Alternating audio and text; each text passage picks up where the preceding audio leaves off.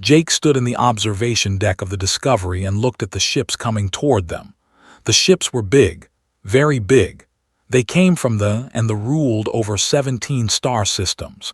They were the most powerful people in the galaxy, and everyone knew it. Jake was nervous. He was which meant he studied life from other worlds. He was also a linguist, which meant he knew many languages. But knowing languages did not help him stop his hands from shaking.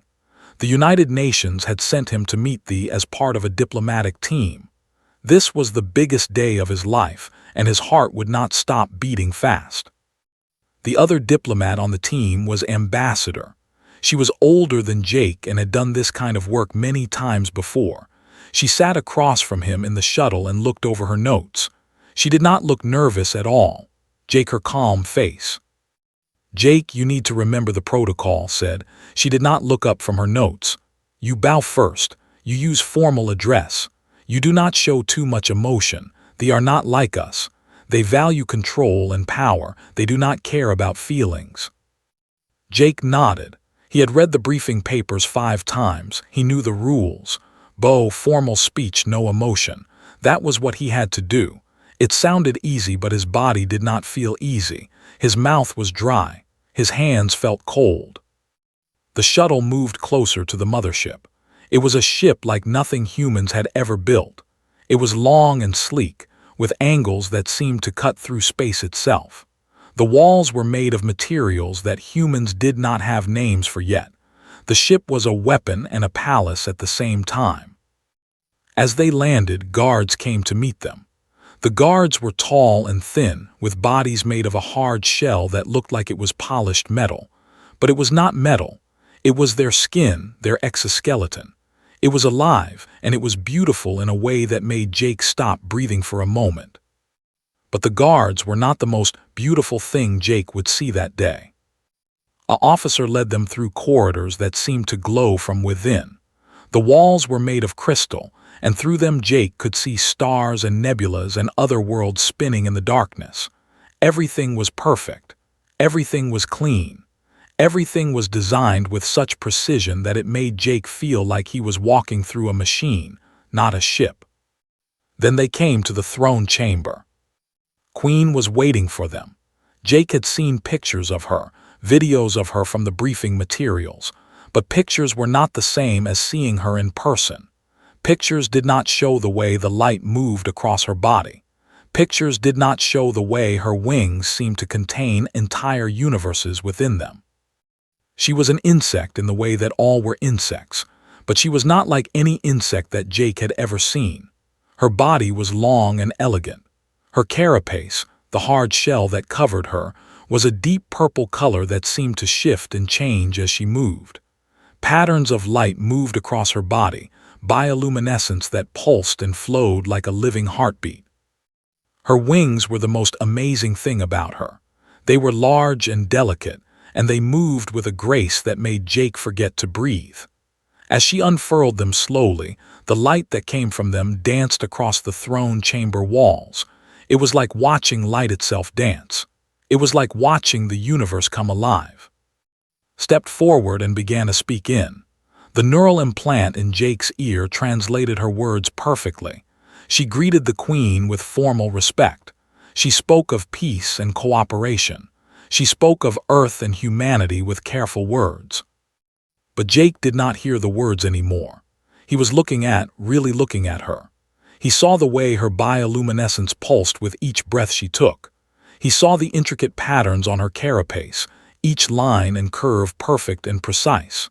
He saw her eyes, which were large and dark, and seemed to contain intelligence that ran deeper than Jake could understand. He saw her, and he forgot everything he had been taught.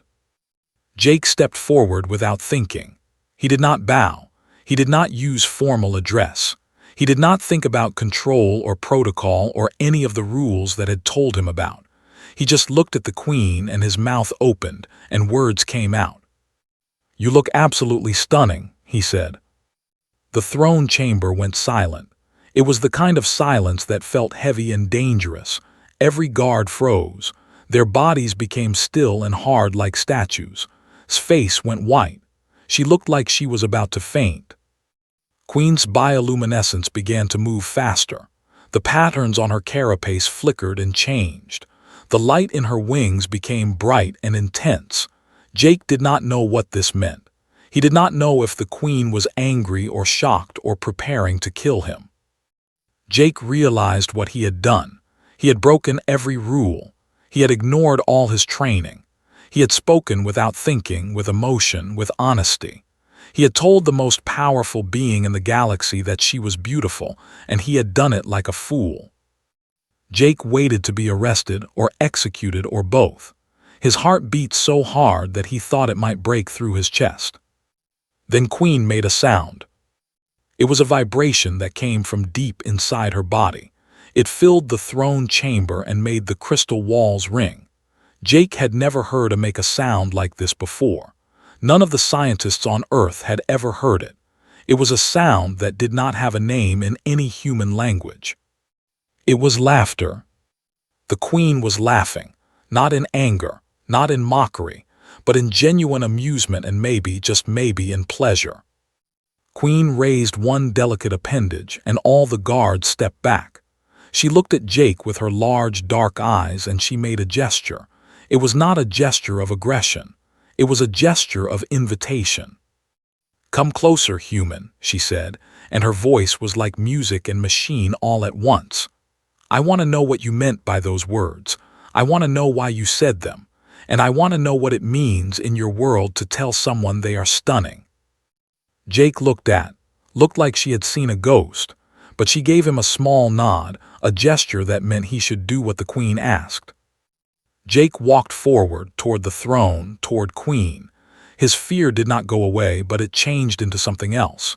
It changed into curiosity. It changed into wonder. It changed into the knowledge that somehow, in some impossible way, he had done something right by doing everything wrong. The Queen waited for him, her bioluminescence pulsing like the heartbeat of the galaxy itself. And Jake, the linguist who had broken every rule of diplomacy, prepared to change the course of human history with nothing but his honest words and his genuine heart. Queen looked at Jake for a long moment. Her bioluminescence continued to move across her body, painting the throne chamber in colors that had no names. Then she gestured again, and a guard brought a chair. It was made of the same crystal as the walls, and it floated just above the ground. "Sit," the Queen said. Jake sat. His legs felt weak, and he was grateful for the chair. "Tell me," said, "why you broke your protocol, why you ignored the formal greeting, why you said words that had no strategic meaning. Your ambassador was saying things about trade and cooperation. You said I look stunning. Explain this." Jake thought about lying. He thought about making something up that sounded more logical, more calculated. But something in the Queen's eyes told him that she wanted the truth. "Where I come from," Jake said slowly, "telling someone they look beautiful is a compliment. It is something you say when you see something that moves you, that makes you feel something inside. It is honest. It is not strategic. It is just true." "True," repeated the word like she was tasting it. "You broke all your rules because something was true." "Yes," Jake said. "I saw you and you were beautiful and I said it. I did not think first. I just said what I felt." Stood from her throne and walked toward Jake. Her movements were fluid and precise. When she was close, Jake could see the patterns on her carapace more clearly. They were intricate, geometric, like designs that had been painted on by a master artist. "In my world," said, "emotion is considered weakness. A ruler shows power through control, through intellect, through military strength. A ruler does not show feelings. A ruler does not care what others think of their appearance. A ruler cares about dominance and expansion and strategy." She paused and looked at the walls of her throne chamber, at the way the light from her wings reflected off the crystal. "For 200 years I have been queen," she continued. "In 200 years no one has complimented my appearance. Scientists have praised my intelligence. Warriors have respected my military tactics. Diplomats have acknowledged my power. But not one being has ever looked at me and said I was beautiful because they felt it in their heart. They have only seen the Queen. They have not seen me." Jake stood up. He was not sure if he should, but it felt right. "Where I come from," he said, "we have art, we have music, we have poetry, we have stories. We create all of these things to celebrate beauty. We make songs about how the sunset looks. We paint pictures of mountains and oceans. We write poems about the way light moves across a person's face. We do these things because beauty matters to us. It is not weak. It is human. It is what makes us want to create, to connect, to live." Turned to look at him. In that moment, her bioluminescence changed. It became softer, warmer. It was like watching a wall come down, like watching something hard become something gentle. "Come with me," the Queen said. "There is something I want to show you." She led Jake through corridors that twisted and turned through the heart of the mothership. They passed through areas that hummed with technology, areas where scientists worked on machines that Jake could not understand. They passed through war rooms where holographic displays showed star charts and military movements. Finally, they came to a chamber that was different from all the others. It was personal quarters. The walls were made of the same crystal, but here the light was softer. There were objects scattered throughout the room, artifacts from across the empire. There was a piece of ancient technology, perfectly preserved. There was a statue carved from stone, showing a warrior in a fighting stance. There was a collection of jewels and minerals from different worlds, each one glowing faintly with its own internal light. "These are the things I have gathered in my life," said. "Each one represents a conquest, an alliance, a moment of power. I have looked at these objects countless times. They make me feel proud of what I have accomplished, but they have never made me feel alive." "Is that the word, alive?" "Yes," Jake said, "that is the word." Picked up one of the jewels. It was red and seemed to pulse with an inner fire. "You said something to me in that throne chamber that no one has ever said to me before," she said. "You saw my body, my appearance, my physical form, and you said it was stunning. And you meant it. I could feel that you meant it. You did not want anything from me. You did not fear me. You simply saw me and appreciated what you saw. In my world, this would be considered foolish. But in your world, this is what keeps civilization together, is it not? This ability to see each other and say what you feel." "Yes," Jake said. "It is what makes us human. It is what makes us care about each other. It is what makes us want to protect each other and help each other and love each other." Was quiet for a long time, then she made a decision. "I will present your world to the council," she said, "not as a curiosity to be studied, not as a threat to be eliminated, but as teachers. Humanity will teach us about things we have forgotten how to understand. You will teach us about beauty and meaning and connection, and we will protect you and help you grow. This is my decision." She turned to look at Jake directly. "You have taught me something today," continued. "With your honest words and your genuine emotion, you have shown me that there is more to existence than power and strategy. You have shown me that an individual being, not just a ruler but a person, can matter. That being seen, being appreciated, being acknowledged for who you are and not just what you can do, this is valuable. This is worth something." Jake felt tears in his eyes. He was not sure why he was crying. He was not sure what he had done to deserve this moment. But he knew that something had changed, not just between humans but inside the Queen herself. "Thank you," he said. Made the soft humming sound again, the sound that was like laughter. "No," she said. "Thank you, Jake, for breaking your protocol, for being brave enough to be honest, for reminding me that beauty matters, for reminding me that I matter as more than just a queen." Outside the mothership, Ambassador stood in the human quarters and looked at her hands. She had been certain that Jake had destroyed any chance of peace between Earth and the Empire. She had been certain that his outburst would lead to war. But then she received a message from Queen herself. The message was simple and clear. Humanity would be protected by the Empire, not as subjects, but as allies, as partners in understanding what it meant to build a civilization based on something more than conquest. Looked up at the stars and realized that Jake had just changed the course of human history, and he had done it by being honest. Over the next 2 days, Queen did something that no one in the Empire had ever expected. She spent almost all of her time with Jake, the human who had broken protocol. She showed him her ship. She showed him her collection of artifacts. She asked him questions that revealed how much she wanted to understand humanity. On the first day, took Jake through the archive section of the mothership. This was where they kept records of every world they had visited, every civilization they had encountered, every decision they had made over thousands of years. "Look at this," said, showing Jake a holographic display.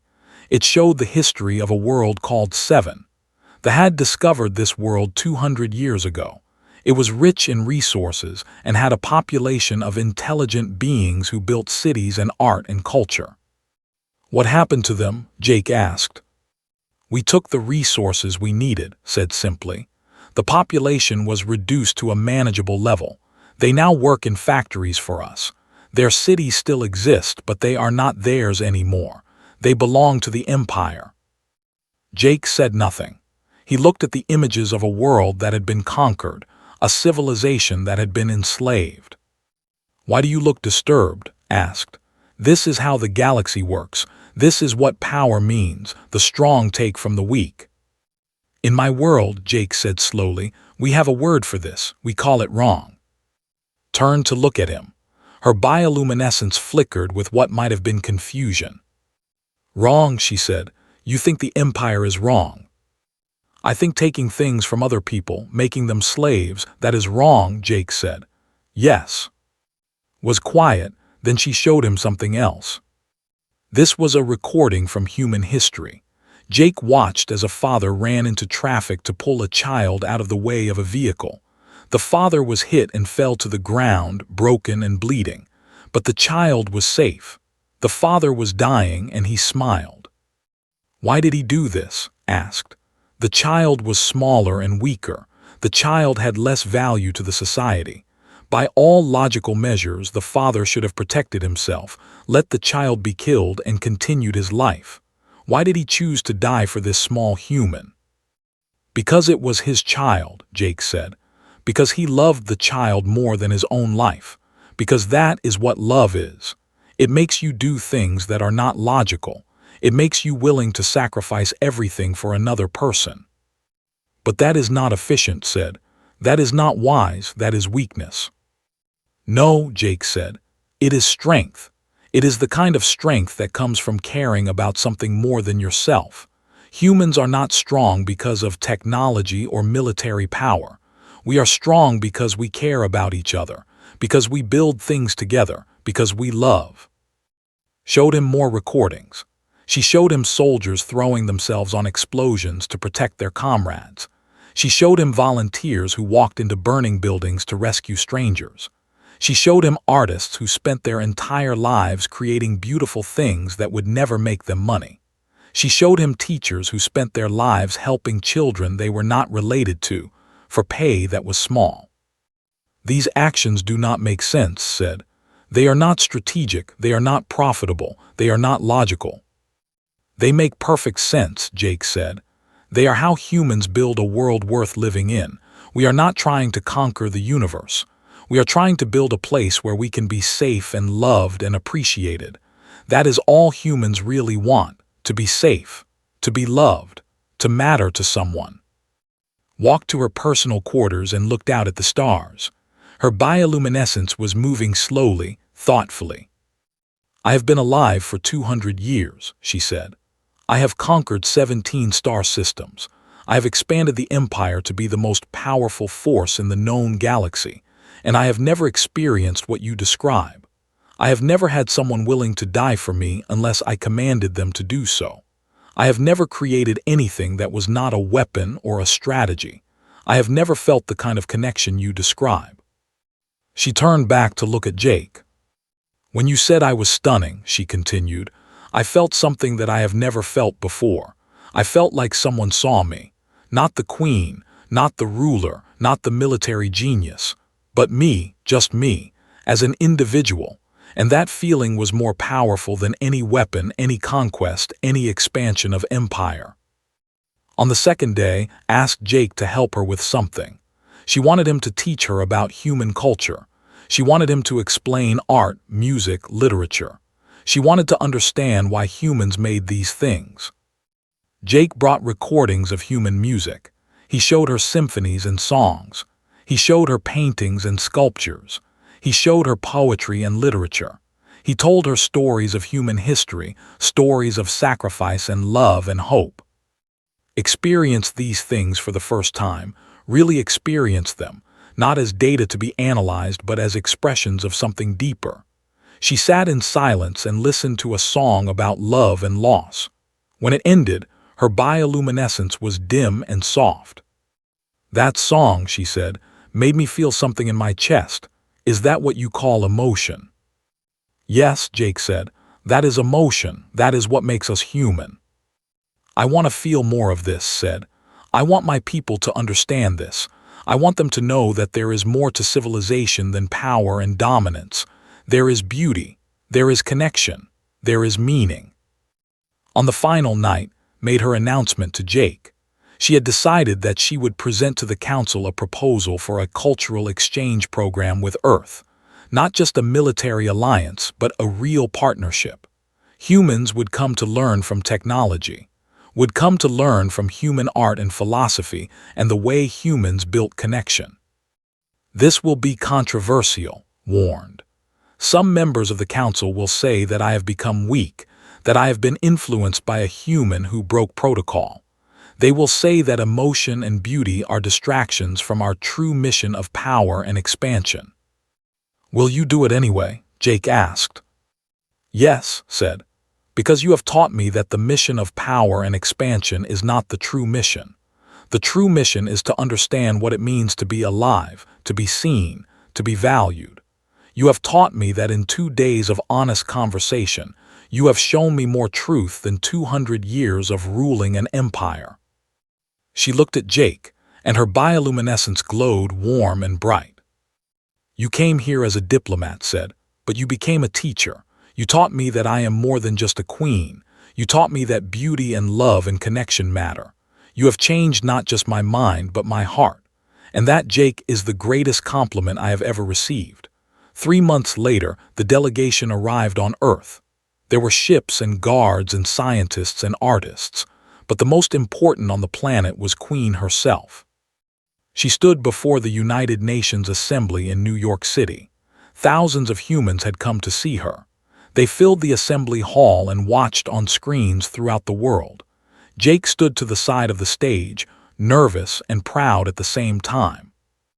Queen began to speak. Her voice came through the translation system, and every human in the world could understand her words. "I have come to your planet," she said, "to offer you something that the Empire has never offered to any other civilization. I have come to offer you partnership, not as subjects or slaves, but as partners, as teachers." She paused and looked out at the crowd. "Humans are not the most powerful species in the galaxy," she continued. "You do not have the technology we have. You do not have the military strength we have. You do not have the intelligence that we possess. But you have something that we had forgotten we needed. You have the ability to see beauty in each other. You have the ability to care about something more than power. You have the ability to love." The assembly was completely silent. No one had expected this. "I came to your planet expecting to find a primitive civilization," said. "I expected to find weakness, but instead I found strength. The strength that comes from connection. The strength that comes from knowing that you matter to someone. The strength that comes from creating things that have no strategic value but all the human value in the world." She looked directly at Jake. "One human broke his own protocol and spoke with honesty," she said. "He said I was beautiful. In my world, this would have been an insult or a distraction or a sign of weakness. But in your world, this was an act of respect, an act of recognition, an act that said I mattered as more than just a ruler. And that simple act has changed me, and through me, it will change the empire." The assembly erupted in applause. Humans stood and cheered. Jake felt tears running down his face, but he was not sure why. Maybe it was because he knew that something impossible had just happened. Something that no one had thought was possible had become real. After the speech, there was a reception. Scientists met with human scientists. They began to share information about renewable energy, about medicine, about technology that could heal diseases that humans had fought against for centuries. But more important than the technology was what said to the leaders of human governments. "I will protect Earth," she said, "not because it is profitable, not because it is strategic, but because I respect what humanity represents. I will use the power of the Empire to keep you safe from any threat. I will help you grow. I will help you build a better world. This is my promise to you." Back on the Discovery, Jake met with Ambassador. They sat in a room that looked out at Earth, their home planet, turning slowly in the darkness of space. "How did you know this would work?" asked. "I did not know," Jake said. "I just could not stop myself from being honest. I saw something beautiful and I said it. I did not think it through. I did not calculate the consequences." "That is why it worked," said. Had never experienced honesty like that. She had never experienced someone seeing her as an individual instead of as a ruler. Your honesty broke through all her defenses. It opened a door that has been locked for 200 years. Jake looked at Earth and thought about what had happened. One simple compliment, one moment of honesty, and it had changed the course of human history. But not everyone was happy about this. On the mothership, there was trouble. His decision to form a cultural partnership with Earth had shocked many members of the Council. Some of them were angry. They believed that had become weak. They believed that emotion and beauty were distractions. They believed that the true purpose of the Empire was to expand and conquer and dominate. A faction began to form. These, led by a general named, believed that was no longer fit to rule. They believed that her interest in human culture was a sign of weakness. They began to plot against her. Jake did not know about the plot at first, but when he returned to the mothership 3 months later, told him everything. "There are those who oppose what I am trying to do," she said. "They see my openness to human culture as a failure. They say I have been corrupted by your kind. They are planning something, Jake. I am not sure what, but I can feel it. The way others look at me has changed. The respect has turned into doubt and anger." "What are you going to do?" Jake asked. "I do not know," said. "In my world, we solve problems with power. But I have learned from you that there are other ways. There are ways of connection and communication. But I do not know if those ways will work against those who believe only in power." Jake made a choice in that moment, a choice that changed everything. He used his position as a human inside the Empire to work with loyalists. He helped them identify who was plotting against. He helped them gather evidence of the conspiracy. He worked with scientists and soldiers who believed in his vision of a more open, more connected civilization.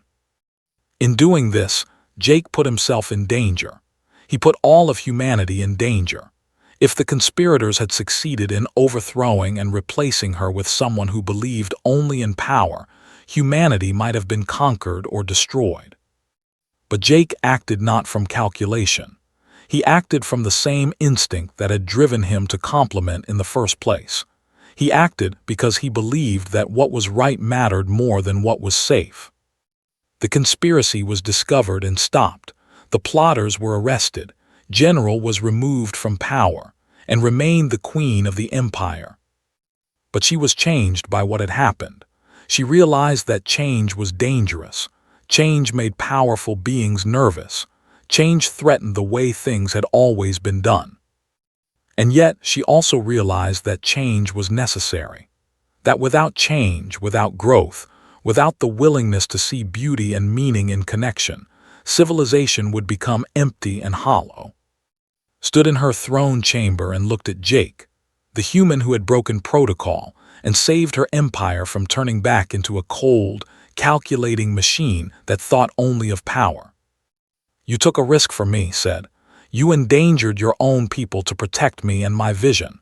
Why did you do this?" Because I believed it was right, Jake said simply. Because you taught me that what is right matters more than what is safe.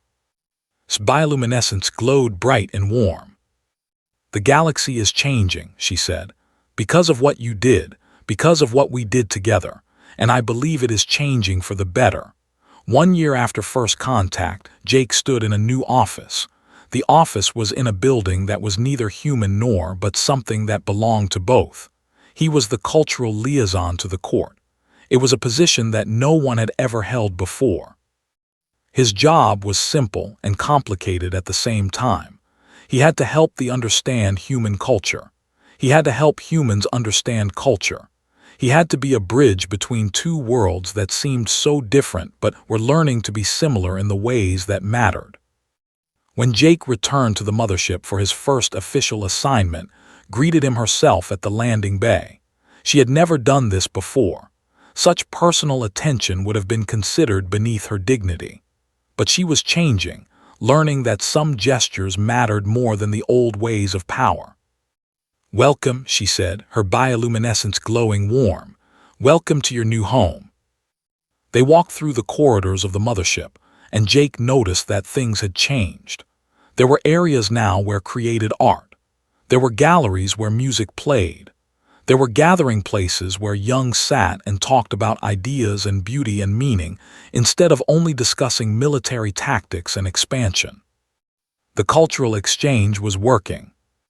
But took Jake to her private chambers and told him something troubling. "The change is spreading through my empire," she said. "Young are questioning things. They are asking why we conquer other worlds when we could build partnerships instead. They are asking why we do not make art. They are asking why we do not celebrate beauty.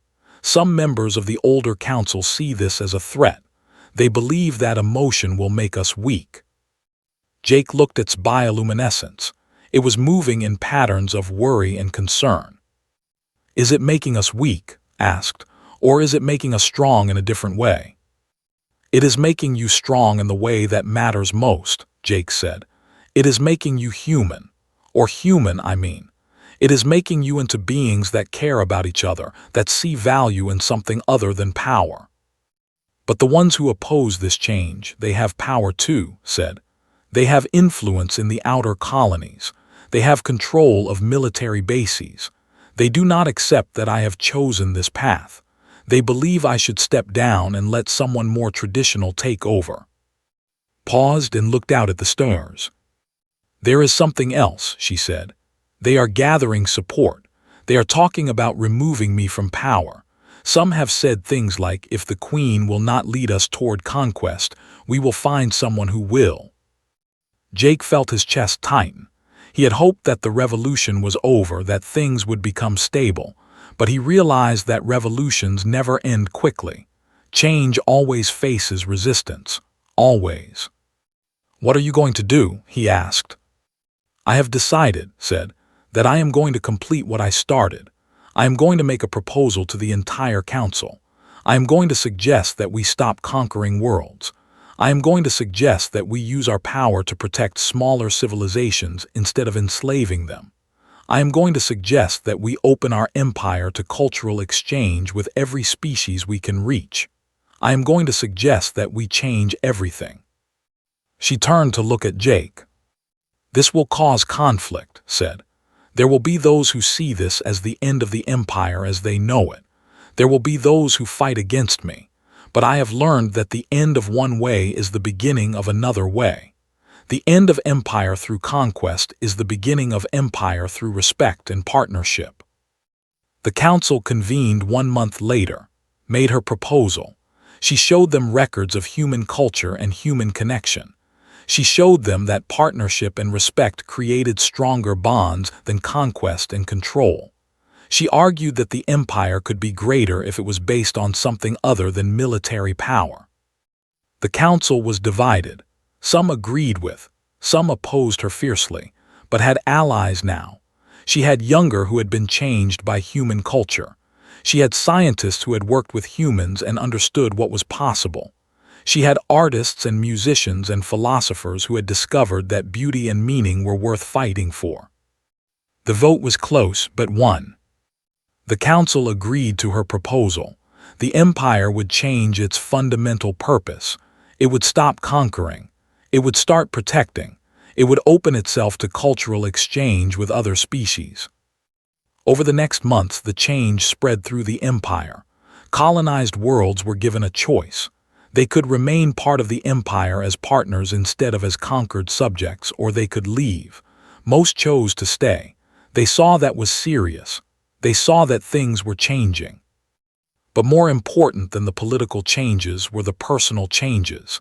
Young began to create art. They began to make music. They began to ask questions about meaning and beauty.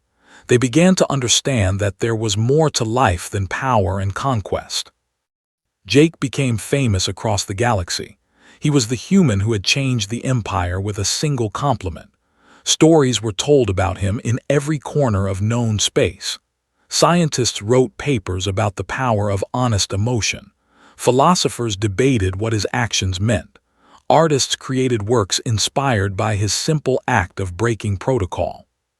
But Jake did not care about being famous. He cared about his work. He cared about being a bridge between species. He cared about helping others understand that connection and beauty and honesty were things that were worth building a civilization around. 1 year after the council vote, Jake stood in a new cultural center on the mothership. It was a building that had been built by both humans and working together. It contained art galleries and concert halls and libraries of human and knowledge. Was there, watching as humans and worked side by side. They were creating something together, a piece of art that had no practical purpose, that served no military function, that had value only because it was beautiful, and it was made with cooperation and care. Approached Jake, her bioluminescence glowing in patterns of contentment. "Do you remember," she asked, "when you first said I was beautiful?" "I will never forget," Jake said. "I did not know it at the time," said, "but you were not just complimenting my appearance. You were showing me a way of living that I had never known existed. You were showing me that there was more to civilization than power and conquest. You were showing me how to see value in individual beings instead of just in empires and armies." She looked at the humans and working together. "Now my entire empire is learning that," she continued. "And it will take many years for the change to become complete, but it is happening because you had the courage to be honest, because you saw beauty and you said it, because you broke the rules and changed everything." Jake looked at the cultural center, at the art being created, at the cooperation happening all around him. He thought about how one moment of honesty had led to all of this, how one person being brave enough to speak their truth had changed the course of galactic history. "It was not just me," Jake said. "You chose to listen. You chose to be open to change. That took courage too." "Perhaps," said, "but you started it. You reminded me that beauty matters, that individuals matter, that being seen and appreciated for who you are, not just for what you can do, is the most important thing in the universe." She extended one delicate appendage, and Jake reached out and touched it gently. Two beings from completely different worlds, connected by honesty and courage and the willingness to see beauty in each other. Far away on Earth, historians were already writing about what had happened. They called it the moment when humanity proved itself to the galaxy, not through weapons or technology, but through something simpler and more powerful, through the ability to see beauty in others, through the courage to speak truth, through the wisdom to know that connection and meaning matter more than power and conquest. Jake would never be the same after that day. Neither would Queen, neither would the Empire, neither would the galaxy. And it all happened because one human broke protocol and said exactly what he felt. The universe, it seemed, had been waiting for someone to remind it that beauty matters, that honesty matters, that individuals matter, that love and connection and meaning are the things that make civilization worth building. And so the story of Jake and Queen became the story of how a galaxy learned to see itself differently. Not as empires and power and conquest, but as beings reaching out to each other, trying to connect, trying to understand, trying to build something greater than themselves. One compliment at a time. One honest moment at a time. One brave soul at a time. That was how change happened. That was how the universe was transformed. Not with weapons, but with words. Not with power, but with beauty. Not with force, but with love.